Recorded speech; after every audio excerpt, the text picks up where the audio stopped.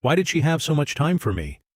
That was the question Daniel asked himself after the money was gone. Not just the money, the savings, the emergency fund, the part of his life he had slowly rebuilt after the divorce. Daniel Brooks was 35. He lived alone in Toronto, in a quiet apartment where the evenings felt longer than the days. He had a good job, a clean home, a few friends who checked in sometimes. From the outside, Daniel looked fine.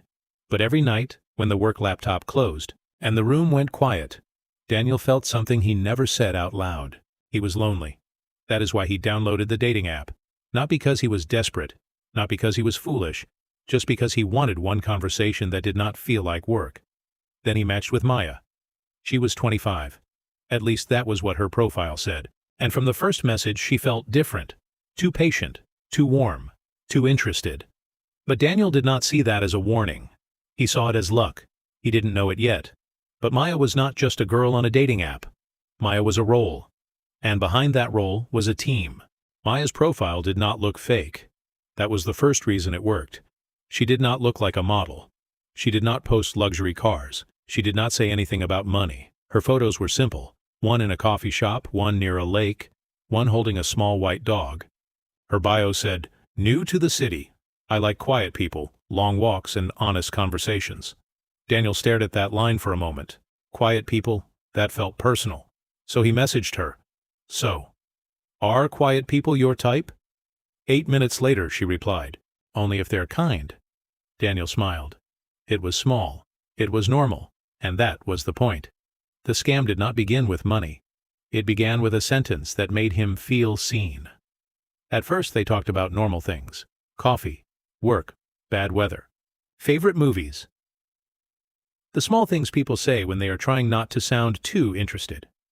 Maya said she had recently moved from Vancouver. She said she worked in fashion logistics. She said her parents were strict, and she was trying to build an independent life. Daniel told her he was divorced.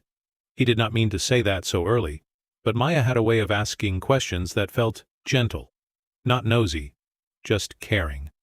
She replied, "That must have been hard. You seem like someone who keeps everything inside." Daniel read that message twice, because she was right. And when someone you just met understands something real about you, it can feel like connection. Every morning, Maya sent a message. "Good morning, Daniel. Did you sleep okay?" Every afternoon, "Don't forget lunch. You work too much." Every night, "Tell me one good thing that happened today." And slowly, without noticing, Daniel's routine changed. He stopped checking the dating app. He started checking for Maya. That was the second part of the trap. Not love. Routine. But Daniel was not really talking to one person. Behind Maya's profile, there was a system. One person managed the dating app account. One person wrote the emotional messages. One person studied Daniel's replies. One person kept notes. Divorced. Stable job. Lives alone. Trusts slowly. Responds better to kindness than flirting. Doesn't like feeling pressured. And that last note mattered. Because Maya never pushed. She never asked for money. She never mentioned crypto. She never talked about trading. Not yet. The relationship had to feel real first. So, for weeks, Maya gave him what the scam needed most: time. She replied fast. She remembered details. She sent short voice notes. Sometimes she sent photos of coffee, dinner, or a rainy street. Nothing too perfect. Nothing too obvious, just enough to make Daniel believe there was a real life behind the screen. Then one night, Daniel asked why she was still awake, and that was when the story changed. Maya replied, "Watching the market. My uncle taught me a simple trading method. It's boring, but it works." Daniel did not care about trading, but he cared about Maya. So he asked, "You invest?" A few seconds later, she sent a screenshot. It showed a small profit. Not $1 million. Not some crazy number, just 642 euros. Then she sent another one, said 208 euros. Then another $3,100. She wrote, "It's not gambling. I only do small moves." Daniel said, "That's impressive." Maya replied, "You're smart. You'd understand it quickly." That line stayed with him, because it did not sound like a sales pitch. It sounded like admiration. A few days passed. She did not mention it again, and that made Daniel trust her more. Because if someone is trying to scam you, you expect them to push. Maya did the opposite. She pulled away. She said, "I don't want money to make things weird between us." And that made Daniel feel safe. A week later, Daniel asked about the platform himself. That was the moment the trap had been waiting for. Maya sent him a link. The website looked clean, modern, professional. There was a dashboard, customer support, charts, account verification, a live balance. Nothing screamed scam. Daniel deposited $500, small amount, something he could afford to lose. Maya guided him step by step. Not like a scammer, like someone teaching someone she cared about. Click here. Wait now. Don't rush. Good, you did it. Within a few hours, the account showed profit. $500 became $536, then $590, then $740. Daniel laughed quietly when he saw it. Maya sent a voice note. "I told you, you're careful, that's why I like you." And that sentence did more damage than the profit, because Daniel did not just feel richer, he felt chosen. Over the next 2 weeks, Daniel deposited more $2,000, then $5,000, then $12,000. Each time, the platform showed profit. Each time Maya celebrated with him, she sent heart emojis, voice notes, late-night messages. She called him patient, smart, different from other men. But behind the scenes, the network was moving him through stages. Small deposit, small win, medium deposit, bigger win, emotional praise, more trust. Then the final push. One Friday night, Maya said there was a special opportunity, a short window. A trade her uncle was also joining. Daniel hesitated. He had already gone further than he planned. Maya went quiet. For almost an hour, no reply.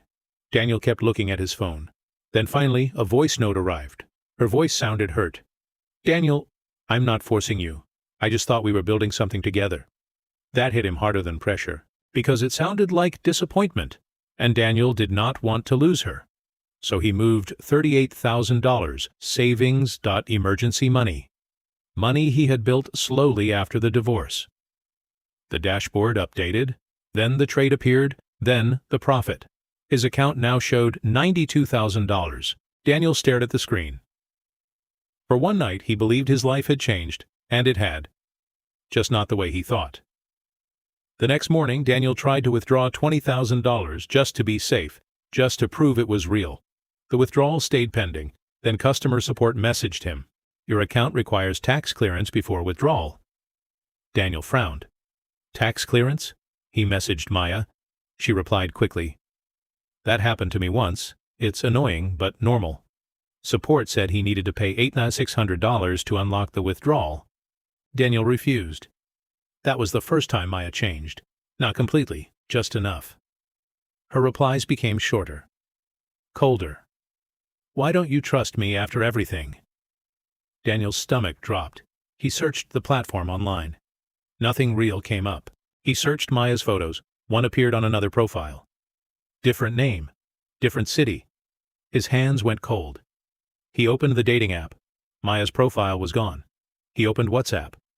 Her photo had disappeared. The messages were still there. The voice notes were still there. The promises were still there. But Maya was gone. The dashboard still showed $92,000. But Daniel finally understood. The money on the screen was not money. It was bait. The relationship was not love. It was a script, and Maya was not the woman he thought he knew. She was the face of the trap. This is how the scam worked.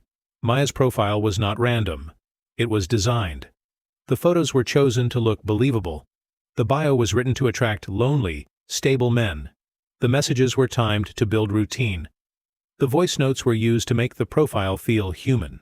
The fake investment platform was built to show fake profits. The support team existed only to block withdrawals, and every person behind the scam had one job: make Daniel feel safe enough to ignore the warning signs. They did not steal his money on day one. They stole his attention first, then his routine, then his trust, then his judgment. Only after that did they take his money. That is why romance investment scams are so dangerous. They do not feel like financial scams at first. They feel like connection. So here is the lesson Daniel learned too late. If someone you met on a dating app starts talking about investment, slow down. If they say they have a private platform, stop. If they show screenshots of profit, do not trust the screenshot. If they say they will teach you, guide you, or help you make money.